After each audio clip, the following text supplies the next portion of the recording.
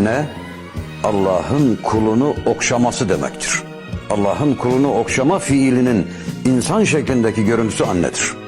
Asla hakkı ödenemez. Çünkü o kendiliğinden kendini zorlayarak bir şey yapmıyor.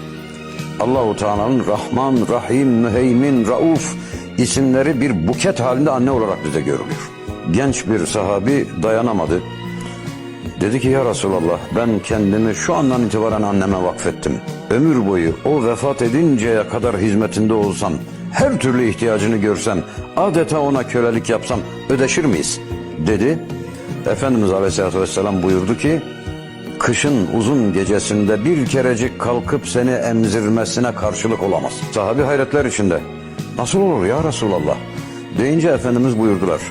Çünkü o ne yaptıysa sen yaşayasın diye yaptı.